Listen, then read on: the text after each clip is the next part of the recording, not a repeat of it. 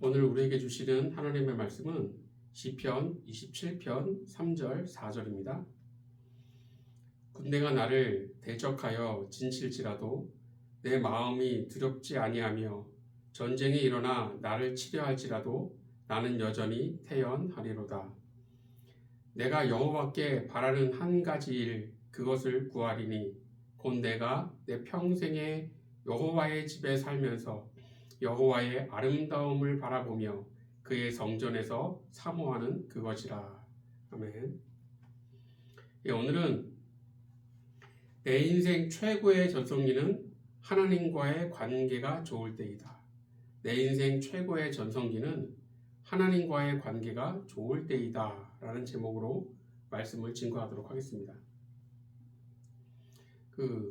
골프에서 선수 옆에 붙어서 도움을 주는 사람을 캐디라고 부릅니다. 이 캐디 중 스티브 윌리엄스라는 아주 유명한 캐디가 있어요. 이 스티브 윌리엄스는 골프 황제로 불리는 타이거 우즈와 12년 동안 함께하면서 타이거 우즈가 13번 우승하는데 큰 공헌을 했습니다. 타이거 우즈는 중요한 순간마다 이 윌리엄스의 조언을 신뢰했고 그의 도움 속에서 최고의 전성기를 누렸어요.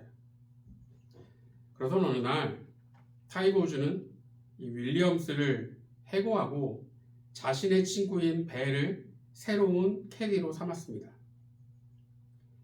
해고된 윌리엄스는 애덤 스콧이라는 선수의 캐디가 되었고 이들 4명은 한 골프대회에서 만나게 됩니다. 스티브 윌리엄스는 이 애덤 스콧과 한 팀으로, 타이거 우즈는 벨과 한 팀이 되어 경기를 하게 됐어요. 결과는 어떻게 됐을까요?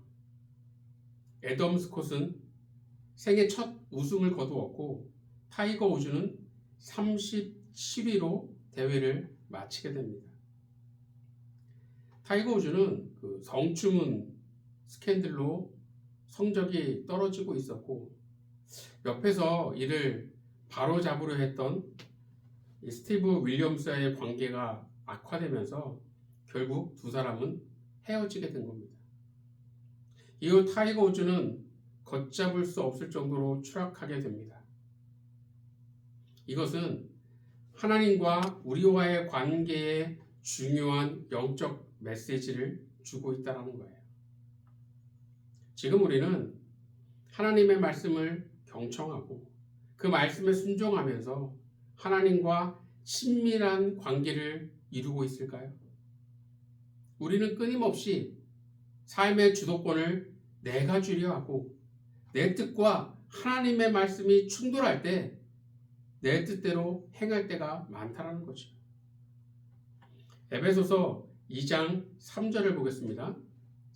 전에는 우리도 다 그 가운데서 우리 육체의 욕심을 따라 지내며 육체와 마음에 원하는 것을 하여 다른 이들과 같이 본질상 진노의 자녀이었더니. 본문에 보면 전에는 이라는 말씀이 나오는데 이것은 그리스도인이 되기 전을 뜻합니다. 그리스도인이 되기 전에는 육체의 욕심을 따라 지냈고 육체와 마음이 원하는 대로 행했다라는 거예요. 즉 삶의 주도권을 내가 붙들고 살아갔다라는 겁니다. 그러면 그리스도인이 된 이후 그때는 좀 달라졌을까요? 우리의 모습을 보면 예전보다 조금은 나아졌을 수는 있지만 여전히 우리는 말씀보다 자신의 생각과 판단을 앞세울 때가 많다는 겁니다. 흔히 사람들은 젊을 때 나이가 20대 때를 인생의 전성기라고 말하곤 합니다. 그러나 인생의 전성기는 육체의 나이가 젊을 때가 아니라 하나님의 말씀에 순종하면서 하나님과의 관계가 좋을 때 그때가 바로 인생이 가장 빛나는 때이다라는 겁니다. 지금도 늦지 않았습니다. 비록 몸의 나이는 60대이고 70대일 수 있지만 지금 그 어느 때보다 하나님과 친밀한 관계라고 한다면 60대, 70대인 지금이 바로 인생의 최전성기가 됩니다. 관건은 하나님과의 관계가 어떠하느냐에 달려있다는 거죠. 그럼 우리가 하나님과의 관계가 좋아지려면 어떻게 해야 할까요? 첫째로는 넘치는 하나님의 은혜를 구해야 합니다. 중국의 영적 지도자였던 워치만 리라는 분이 있습니다. 이 워치만 리는 병이 들자 하나님께 고쳐달라고 기도했어요. 그는 병을 고쳐주시는 것이 응답이라고 생각했습니다. 그런데 하나님께서는 내 은혜가 네게 족하도다 그런 말씀을 하셨어요. 그는 처음에 하나님의 말씀을 이해할 수 없었습니다. 그러던 어느 날 꿈을 꾸게 돼요. 꿈에서 그는 배를 타고 강을 건너는데 엄청난 큰 바위가 앞에 나타나서 더 이상 앞으로 갈 수가 없게 됩니다. 다급하게 하나님 빨리 저 바위를 없애주세요 라고 기도했어요. 그런데 바위가 사라지는 것이 아니라 순식간에 강물이 불어나 바위는 물속에 잠기게 되고 그래서 배가 그 위로 무사히 지나갈 수 있었다는 겁니다. 꿈에서 깬 그는 자신에게 있는 바위라는 장애물이 없어지는 것이 중요한 게 아니라 어떤 바위도 능히 넘을 수 있는 은혜가 필요하다는 것을 깨달았어요. 그때부터 워치만 리는 육체의 질병을 없애달라고 기도하지 않고 넘치는 하나님의 은혜를 구했다고 합니다. 오늘 본문 3절을 함께 봅니다. 군대가 나를 대적하여 진실지라도 내 마음이 두렵지 아니하며 전쟁이 일어나 나를 치료할지라도 나는 여전히 태연하리로다. 시편 27편은 다윗이 지은 시인데 본문에서 군대가 나를 대적하여 라든지 전쟁이 일어나 나를 치료할지라도 라는 그런 표현을 봐서는 다윗이 큰 어려움 가운데 있었다라는 것을 알 수 있습니다.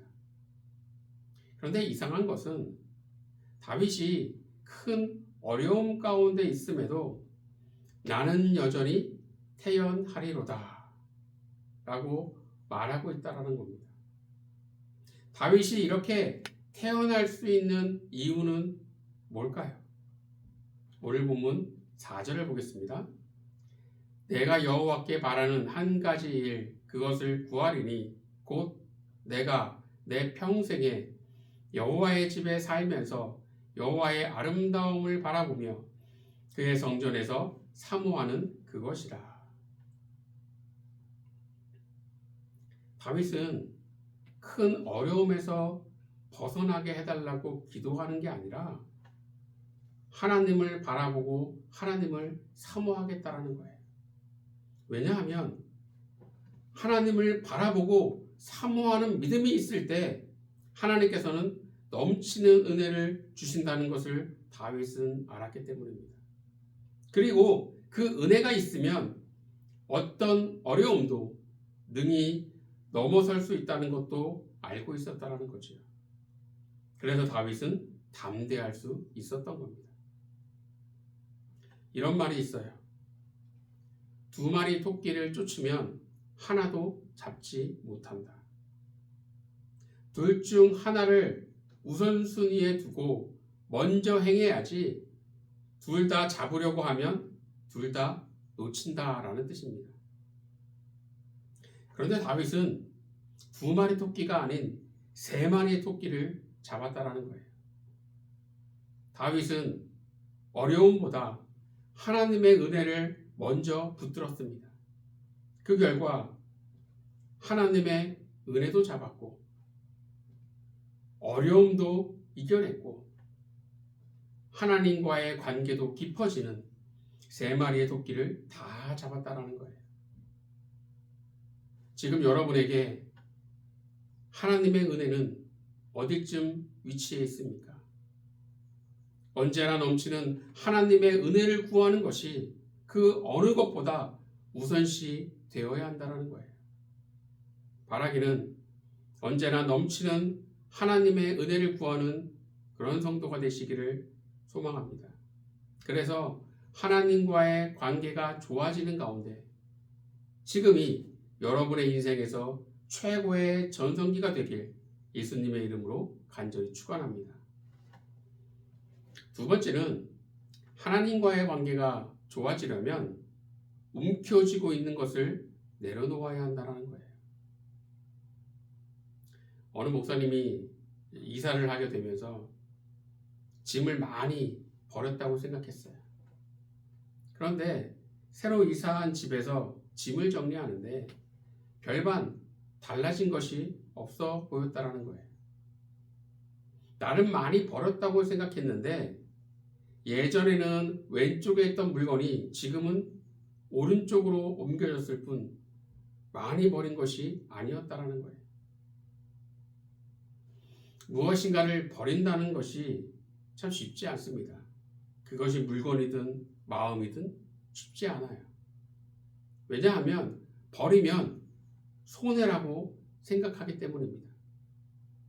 그러나 믿음 안에서 버림은 손해가 아니라 성장이라는 거예요.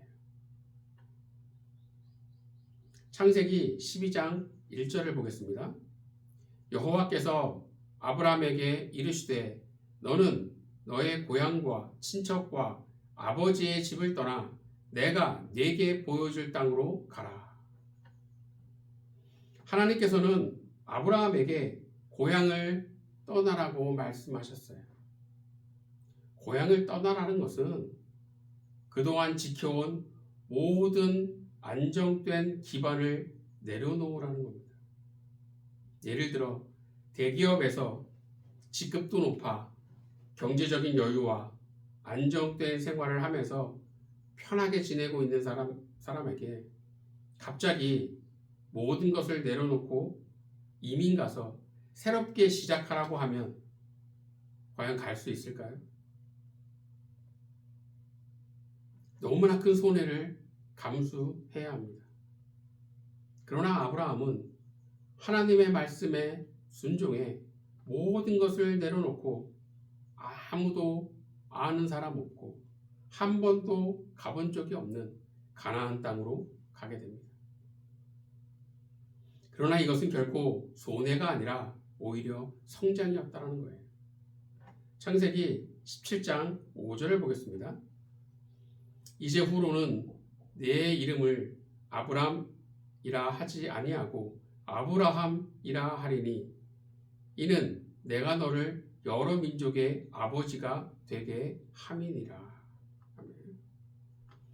하나님께서는 아브람에게 아브라함이라는 새로운 이름을 주셨어요.